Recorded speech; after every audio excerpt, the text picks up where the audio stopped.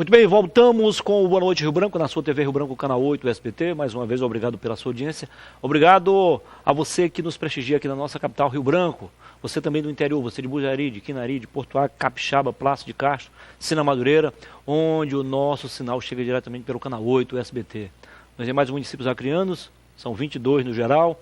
Você nos prestigia pela NET HD TV, canal 15, ou pela Rede Mundial de Computadores, a internet, através do portal riobranco.net, que é o portal oficial da sua TV Rio Branco. TV Rio Branco que completa ano que vem 30 anos, o jornal Rio Branco, que é a empresa mais antiga do grupo, vai completar 50, e o portal riobranco.net, a mais jovem empresa do grupo, vai completar 15 anos. Mostre que você é inteligente e gosta de andar bem informado. Leia e assine o Rio Branco, né? O jornal mais antigo do Acre. Neto, coloca aí, por gentileza, o endereço do portal, né? O riobranco.net, né? Portal oficial da sua TV Rio Branco. Temos aqui o apoio da Purifique Acre, melhor da água alcalina para você. O Anderson já bebeu a água, ela é verdadeiramente mineralizada, purificada e magnetizada, água alcalina, tá? Temos também o apoio da New Flex, que representa aqui no Acre os produtos Comfort Mag, né? A New Mag, digo. New Flex é a marca antiga do mesmo grupo. Então a New Mag representa aqui no Acre os produtos Comfort Mag, entre os quais os colchões magnéticos, cadeiras, travesseiros, almofadas, enfim, tudo para você viver melhor e com mais qualidade, né? Qualidade de vida. E claro, do grupo Araújo Mix e o Araújo Supermercados. Tenho o prazer de conversar agora com o Anderson Mariano, diretor técnico do DEPASA. Seja bem-vindo, diretor. Boa noite. Obrigado. Tudo bem? Tudo bem, é sempre um prazer estar com você nesse programa de grande audiência, informando a população sobre as nossas ações, sobre as nossas atividades e basicamente nesse período também informando sobre o nosso programa de renegociação de débitos, que nesse momento é uma oportunidade dos usuários estar ficando adimplente com a instituição. Claro. Dizem que o que abunda não prejudica. Explique para a gente aí, para os que não sabem ainda, o que é o DEPASA e qual a diferença do DEPASA para o SAERB. Muito bom. Aos poucos a gente percebe que a população às vezes confunde um pouco as atribuições do DEPASA. O DEPASA tem uma singularidade no Brasil, né? Nós somos a única instituição que agrupa as ações de pavimentação e saneamento. Pavimentação e saneamento, mas de uma forma muito específica. Por exemplo, nós hoje somos responsáveis pelo sistema de saneamento, água e esgoto nos 22 municípios. Rio Branco é o único município que tem sistema consolidado de esgoto, então nós operamos o sistema de esgoto de Rio Branco e o sistema de água. Nos demais municípios, nos 21 municípios, nós só temos sistema de abastecimento de água. A responsabilidade constitucional do sistema de saneamento é dos municípios. A Constituição preza por isso. Há um acordo de prestação de serviços, o chamado contrato-programa, que os municípios passaram a prestação, não a titularidade do serviço, ao DEPASA. Então, hoje o DEPASA, por prestação, por delegação dos municípios, atua nos 22 municípios com serviços de abastecimento de água e tratamento de esgoto. Em relação à pavimentação, o nosso papel é muito específico. Nós não cuidamos de manutenção de vias urbanas, que também é uma responsabilidade municipal. Nosso trabalho é específico com a execução do programa Ruas do Povo, que foi um programa, e como todo programa, que teve início, meio e terá um fim. A partir daí, as atividades de pavimentação não farão mais parte das atribuições do DEPASA, que é muito específica relacionadas ao programa Ruas do Povo. Legal, pronto. Então, vocês lançaram um programa de recuperação de crédito, ou seja, atender às pessoas que encontram-se inadimplentes. O prazo está chegando ao fim, né? Termina dia 10 deste mês, é isso? Exatamente. A conta do sistema de saneamento no Acre é um pouco difícil de fazer. Nós temos a tarifa mais baixa do Brasil. Hoje, 1.000 litros de água custa R$ 1,70.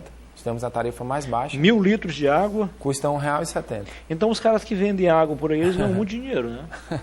Que é no mínimo 25, 30 reais, né? 1.000 litros, né? Nós, o DEPASA, hoje entrega 1.000 litros de água a R$ 1,70. Em contraprestação, nós temos um dos custos mais elevados. Custo com tratamento químico. O transporte de produtos para tratamento químico a distância é muito elevada. E também nós temos as características da nossa água. Nós temos uma água com uma turbidez muito acentuada. Isso precisa de mais produto químico para tratar. Então, por um lado, você tem a tarifa mais baixa e o custo mais elevado. Essa conta é difícil de bater. Somado a isso, nós temos um alto índice de inadimplência. Mesmo com um certo nível de conscientização que a gente vem vivenciando, nós ainda temos entre 45% a 50% de inadimplência. Então, você tem uma tarifa alta, você tem um custo elevado e um alto grau de inadimplência. Nesse sentido, para recuperar e tentar equacionar um pouco isso, nós lançamos um programa de renegociação de dívidas. a partir de setembro do ano passado, ele está terminando agora no próximo dia 10, que era a oportunidade dos usuários estarem ficando adimplentes com o Depasa. Lembrando, e isso é sempre bom ressaltar, que todo o dinheiro que o sistema arrecada, ele é investido no próprio sistema. O dinheiro da sua tarifa de água, da sua tarifa de esgoto, é investido na própria modernização do sistema. Tá. Só retificando o que eu falei agora há pouco, quando eu falei, normalmente falei preço, porque se eu não falar preço, eu tenho que dizer são, né? Porque aí a língua portuguesa vai ser arranhada. Desculpa aí, então. Mas, Anderson, aí como é que está sendo a procura? As pessoas estão realmente interessadas em resolver seus problemas financeiros junto ao SAERB?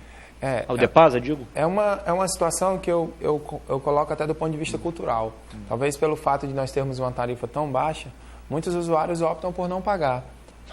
Acabam não valorando da forma que precisa o abastecimento de água. Entendem que é uma obrigação do poder público entregar a água de forma módica. Na verdade, não é. Hoje, o governo do Estado, para garantir, e essa é uma informação técnica, para garantir a operação do sistema, o governo do Estado investe todo mês aproximadamente R$2 milhões. Nós custamos hoje... Alguns chamam de gasto, né? Depende do olhar, né? Depende do olhar, por isso que eu usei a expressão porque tem a questão social também aí, né? Tem uma questão social, tem uma questão de saúde. A ONU estima que cada $1 que você investe em saneamento, você economiza $4 com atenção à saúde. Então, assim, nós temos uma água com boa qualidade, nós temos estratégias de saneamento bem interessantes. Nós custamos hoje, para manter o sistema em todo o estado, cerca de R$4,5 milhões entre pessoal e produto químico. Esse é o custo dos 22 Agora municípios. É evidente, né, diretor, só para abrir um parênteses aí, não é bem esse assunto, se as pessoas se conscientizassem melhor, os grandes consumidores pagassem em dia a conta, era até possível o governo anistiar pelo menos 30% dos consumidores. Sem nenhum problema, ainda teria um pouco de lucro. Agora, infelizmente... Para você entender a conta difícil, pegando o gancho que você falou, R$4,5 milhões é o nosso custo mensal, em termos de pessoal, para a operação do sistema, em termos de produto químico, estrutura, R$4,5 milhões. Nós arrecadamos R$2 milhões, R$2,5 milhões. Então, todo mês, para só operar, para a gente conseguir que a água chegue em todas as casas, em todas as unidades, em qualidade e em quantidade suficiente, o governo do Estado precisa fazer esse investimento. É um investimento público, em saúde, em conscientização, mas esse dinheiro poderia estar sendo utilizado em outras áreas. Claro. A partir do momento que se tem a responsabilidade do usuário em garantir o pagamento para o fornecimento da água, a gente pode estar atuando de forma mais eficiente. Me tira outra dúvida. Você falou que o custo é mais ou menos R$4,5 milhões. R$4,5 milhões a R$5 milhões. Mas vocês faturam. Faturamento é diferente de recebimento. Claro. Vocês faturam pelo menos esse valor também? Hoje a gente está faturando em torno de 3,5 milhões, 3 milhões. Chega em alguns momentos aos 4 milhões, mas nós temos esse índice de inadimplência de 50%. E aí a gente consegue arrecadar só 50% do que a gente fatura. E já teve bem maior essa inadimplência, né? Já teve. A gente já teve realidade de 65%, 60% de inadimplência. Como que opera um sistema com essas características? Assim, eu percebo nos últimos anos, não sei se você que é acriano como eu e gosta muito dos debates, percebe que esse debate da pauta de água hoje não é mais um debate político. Né? Não se ganha mais eleição prometendo água. Acho que esse assunto e nem criticando a falta de água. A gente tem, e eu consigo perceber e assumo que nós temos problemas muito pontuais e que a gente tem que resolver. A gente tem que diminuir a intermitência ainda no abastecimento em algumas regiões da cidade.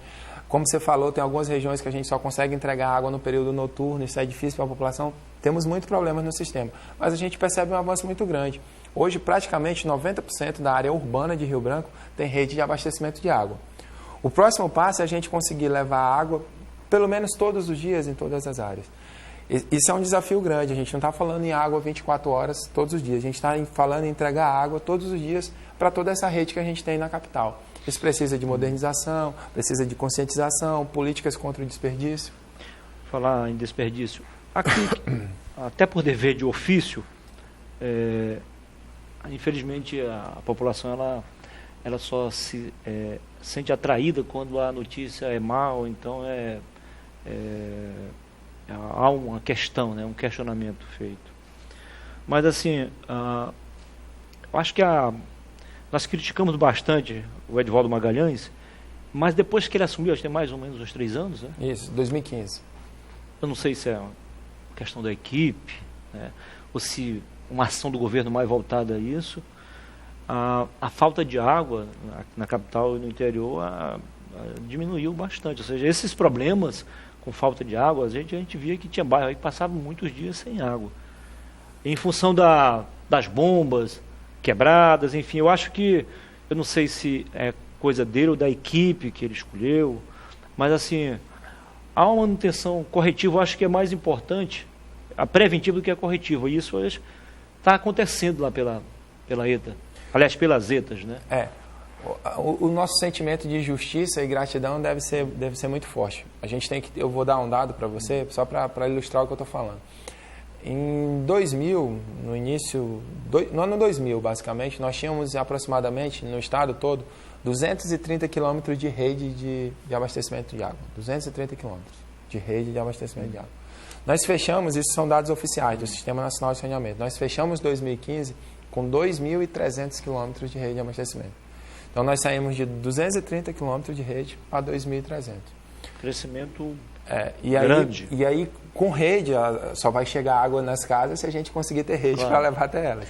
Então, eu acho que o sentimento de gratidão é a gente perceber o investimento que está sendo no saneamento. E qual é o percentual de rede? Chega a 80%, 90%? 90% de 90%. Hoje. Em Rio Branco nós temos, que é o dado que eu consigo. É porque a cidade cresce também, né? A gente sempre falou isso, eu gostaria de fazer uma ressalta, valorizando os investimentos que o governador Tião Viana fez no sistema de saneamento. A gestão do secretário Edivaldo, que é muito forte nisso, ele tem um olhar muito, muito forte para essa coisa do interior também, até por ser do interior, mas ele decidiu, por gestão, de investir no sistema de abastecimento de água.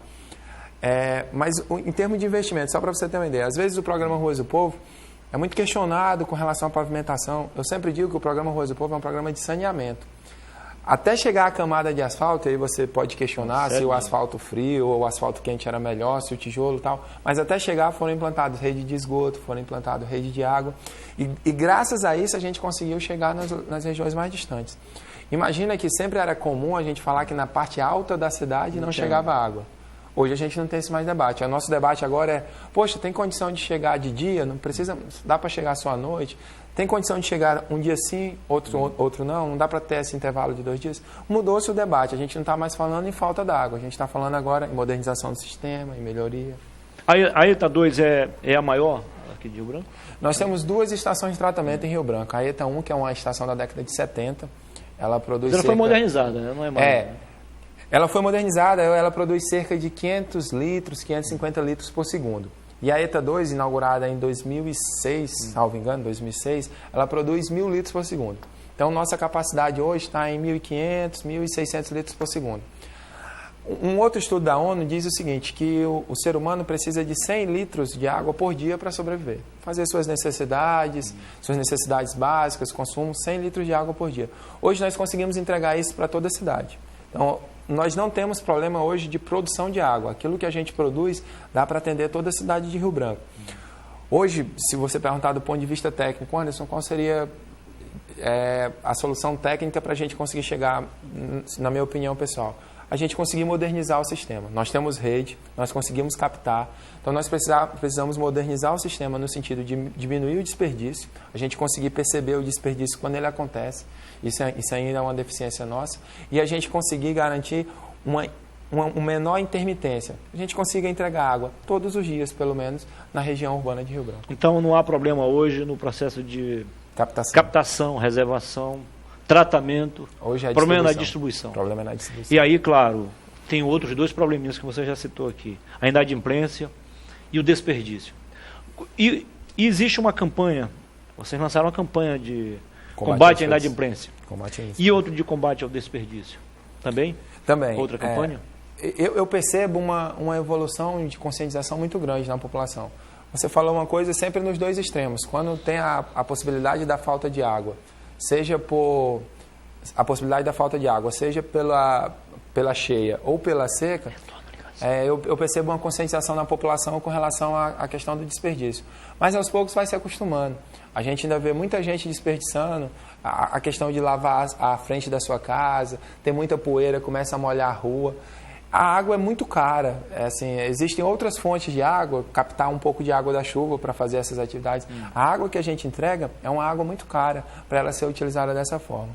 Uma outra informação importante é que a nossa rede é pressurizada. Eu estava falando isso para você em off, né? Então, à medida que tem um ponto anterior que está com desperdício, a água não vai chegar mais para frente.